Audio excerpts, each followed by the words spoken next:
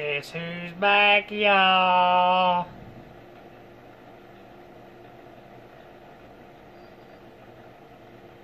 That's right, J-Dips is back.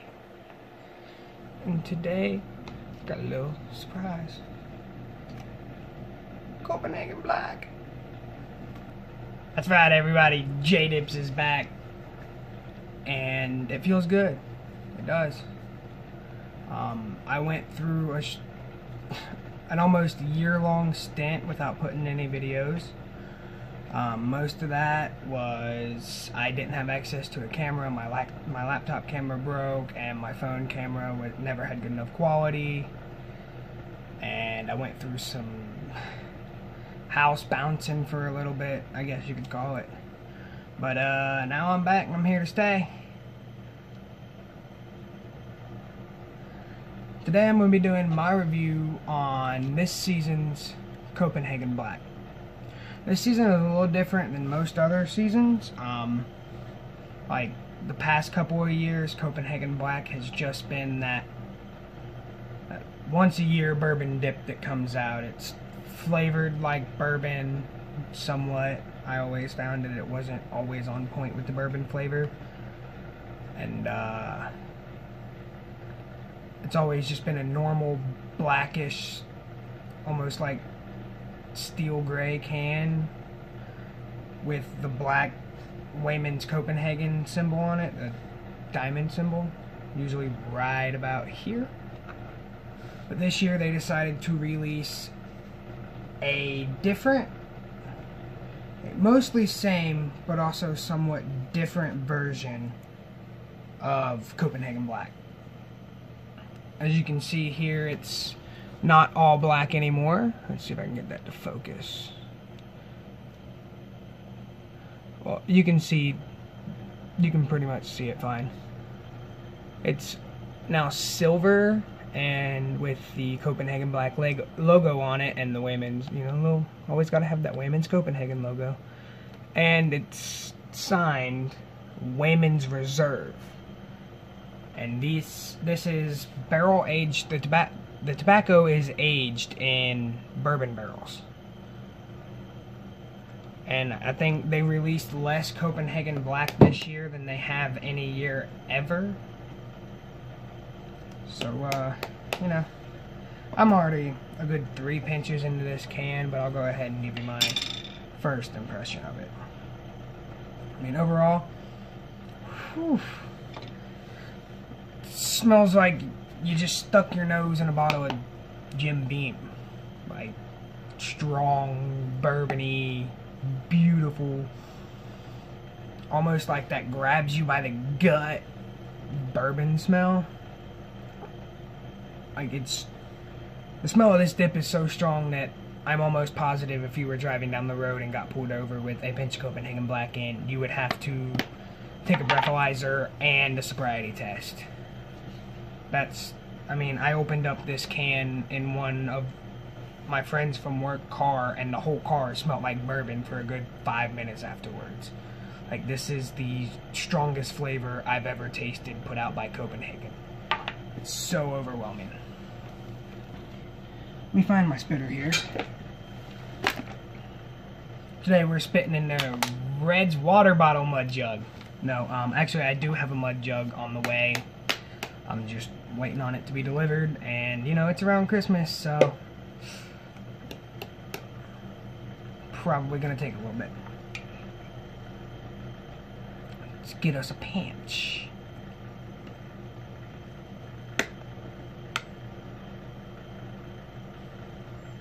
Cheers to those of you dipping along with me at home.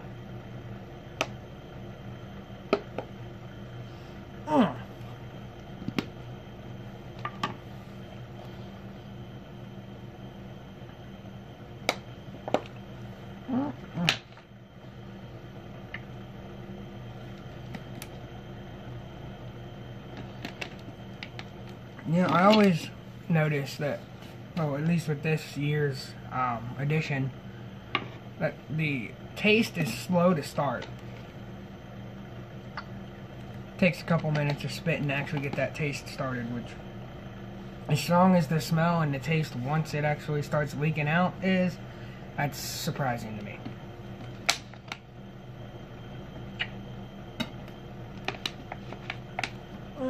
Oh, I love these cans. These cans are beautiful. Almost makes you feel like you got something special in your hand when you got this can.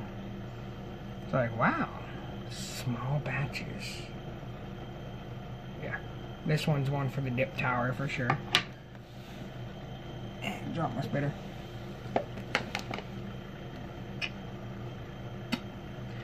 So, Jay, what the fuck, where are you?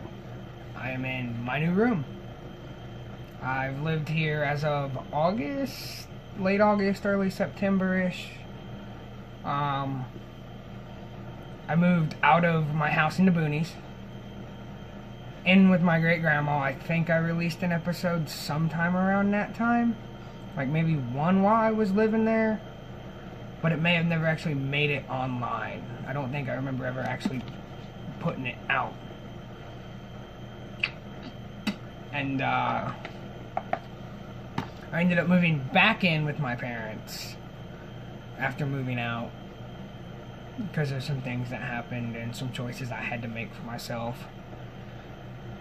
And then we ended up moving out of the house of the Moondocks to stay with my Uncle James. And at that point in time, I had access to an old camcorder of mine, but I didn't have anywhere to do any shots.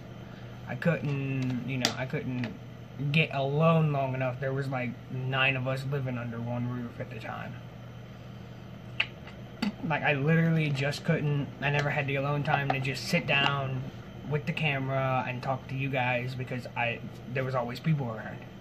Like, I would have had to shoot every video in the bathroom, and I'm not doing that because these videos sometimes run excess of 15-20 minutes, and, well, people gotta use the bathroom. So now that I have my own room, video, and I got a brand new phone with a way better camera, new videos should be coming up regularly. About once or twice a week. And these will consist of the dip reviews like I've been doing. Maybe this upcoming weekend, or this upcoming Christmas tomorrow, and Monday I'll be posting some vlog videos of throughout my day, you know, how Christmas in the life of Jay happens. But Tuesday is when I'm gonna be posting some pretty good videos. Every year, me and my cousin Keaton have a tradition. Christmas Day, I go over to that side of the family's house, and I stay the night with Keaton, and we pretty much stay up all night running trap lines. I'm gonna have some footage of that for you guys. I'm definitely getting some trap line footage this year. I just got a brand new fleshing knife for Christmas, and for those of you that don't know what this is, it is not a murder weapon, trust me. It is used for removing the fat and muscle from the hides of coon, fox, coyote, and other animals. Because with the fat and the meat and everything on them, they're worthless. I mean, you can make maybe $5-10 a green skin. That's not worth my time to walk out and to pay all these money for traps. I'm probably $200 deep worth in traps just in the last 2 years.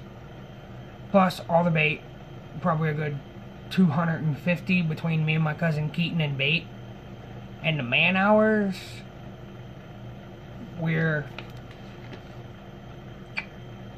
in the past 2 years, I'd say we're up to 400 or 500 hours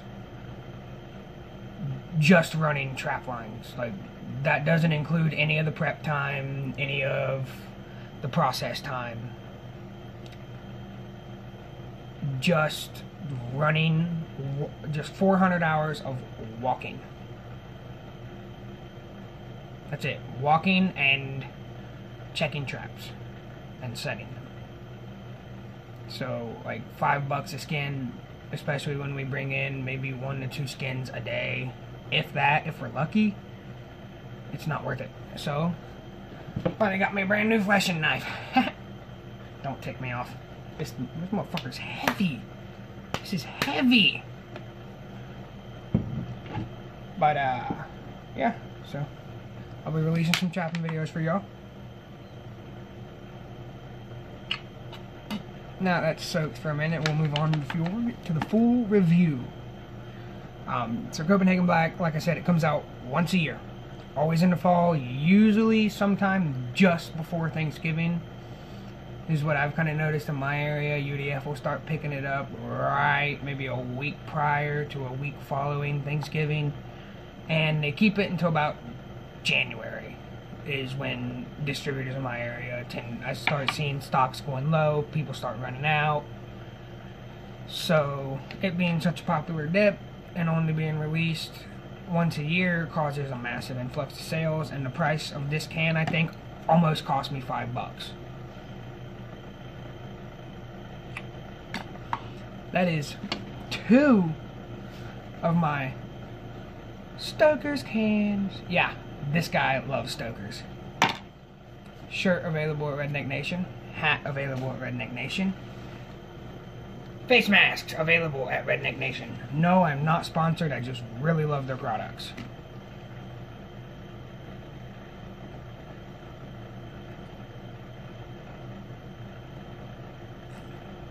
It's not very good at keeping its pack. Alright guys, we're back. I had to take a second to fix the dip. It started fucking going everywhere. I mean, like, you see me through it on my tongue. It's all the way back here, all the way back here. Like, my whole mouth is just covered. I'm producing so much saliva, it's not funny.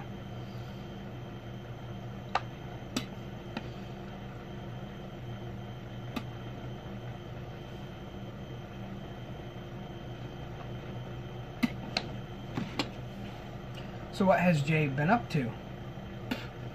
Well, for those of you who don't know, I recently got engaged. And most of my family took it pretty well, I'd say. I mean, you know, my dad, obviously, me being so young, wasn't the most supportive of the decision in the beginning. Like, this just happened yesterday. So, like, my dad, yesterday, right after it happened, he was not at all very supportive, and my mom was crying, as I expected her to do. So, you know. For those of you who don't know my dad, he can be a wee bit abrasive sometimes. Like, he's not good with emotional things, is his problem. He don't know how to explain his emotions without coming across as a major jackass. So it was more like, we sat down and we talked, and we eventually came to an understanding that both of us are scared shitless. Neither of us know what's in store, but we're both scared for different reasons. And of course the face mask fell. We're both scared for totally different reasons.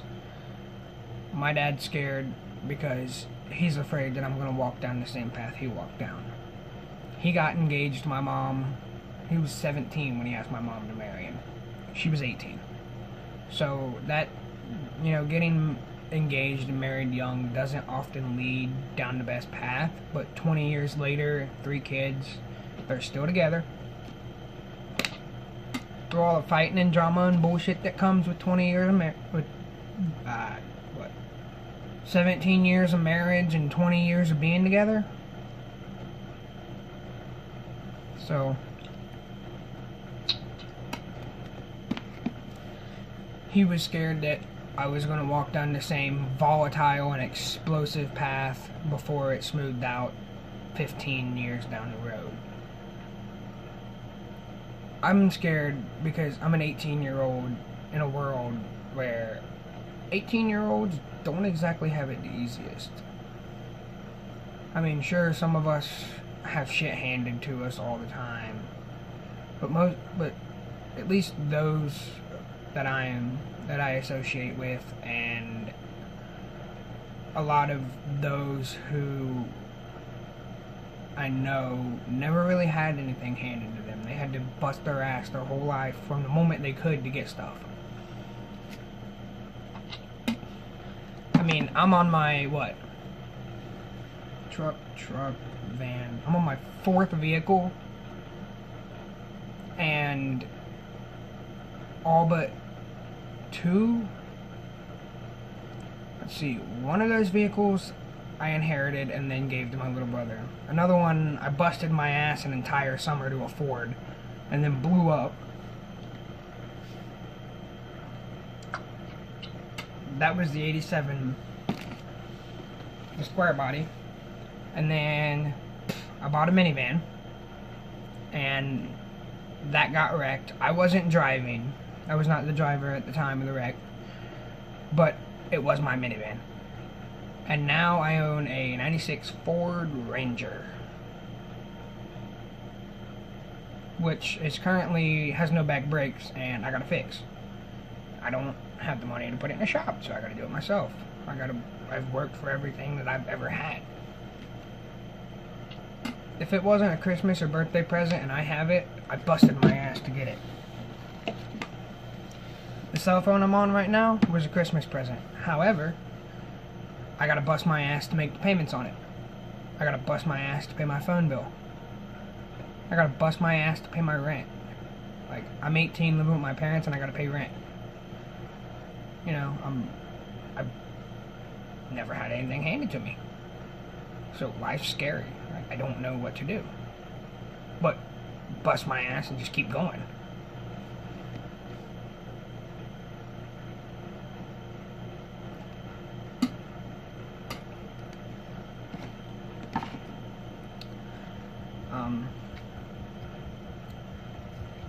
You know, I went through a really rough time following when I moved out of my parents' house before I met my fiance, and that's a good chunk of reason why I wasn't really releasing videos, because I had the camera at the time. I had access to my computer, my camera worked, everything.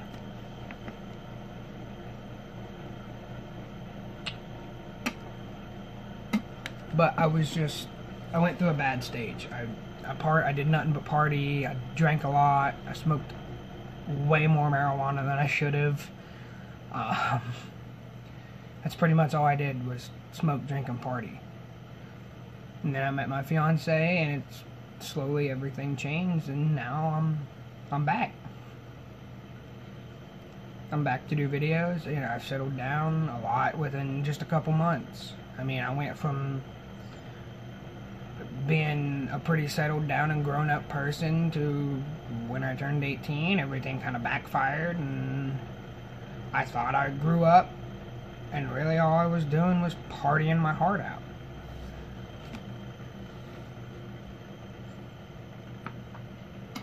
And some of my viewers are gonna say, Jay, I told you so. Yeah, you did. Especially you, Devon. I should have listened when you told me that the path I was going down scared you. And I should have listened to my dad when he told me the same thing, but I didn't. I'm a hard-headed jackass.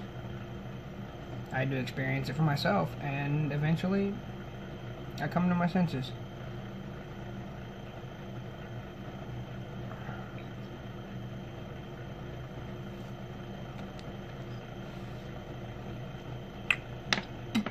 I mean, I ain't gotta worry about any more unnecessary breaks in videos, because even with living with my parents, I can still make these videos. I'm left to do whatever I want as long as I pay my bills.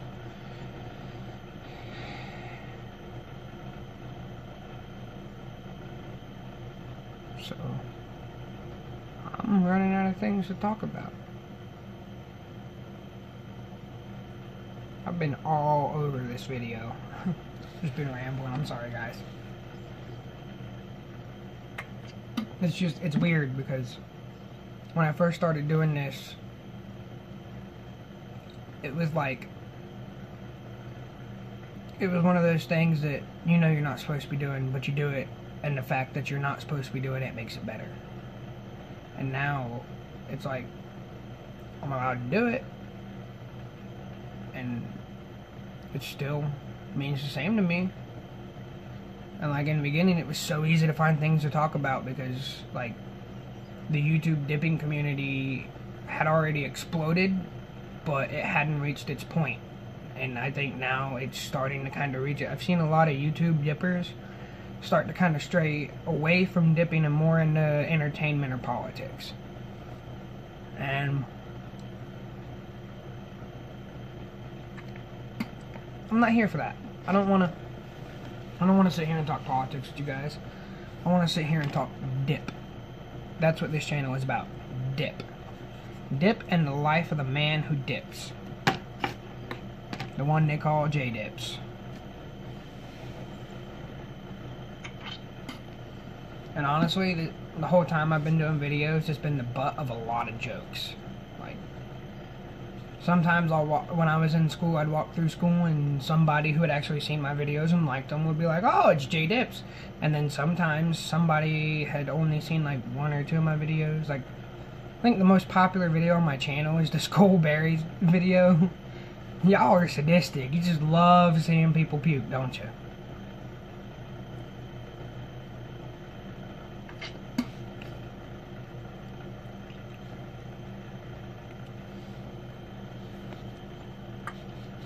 But yeah, I'd be walking in school and somebody who had seen my videos but wasn't necessarily the biggest fan would be like, "Oh look, it's J-Dips," or the Morrow Dipper, and he's an incest hillbilly, and you know, stupid shit. People, fucking teenagers being dumbass teenagers. I would hope that some of you have grown up, but I can almost guarantee that at least 5 out of every 10 comments on this video is going to be those of you who haven't grown up. And honestly, keep going, because the more shit you talk, the more videos I'm going to put out.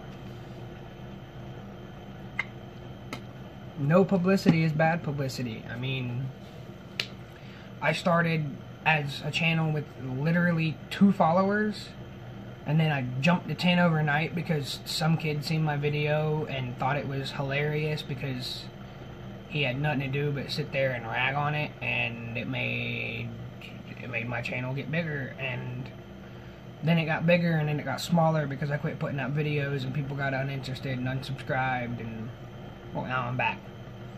And if we can hit 100 subs by... If we can hit 100 subs 5 weeks after this video is put out, I'll do another full can.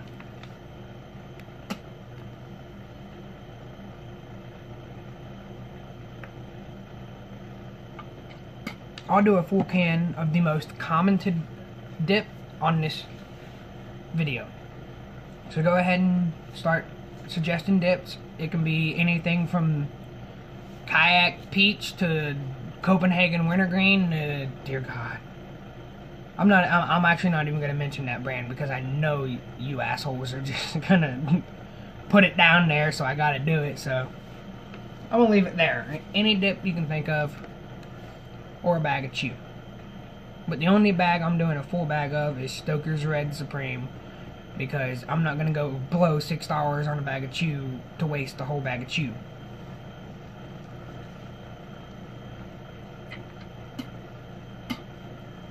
If we get 150 likes on this video, I'll do a suicide. I'll do a Longhorn suicide. The worst dip on the face of the earth. I'll mix every flavor I can find into 1 can and take a pinch for y'all. It's probably gonna be horrible, but I'll do it if y'all can get this video to 150 likes. So I think I'm going to end it there today, guys. And if you liked the video, you know, like, subscribe.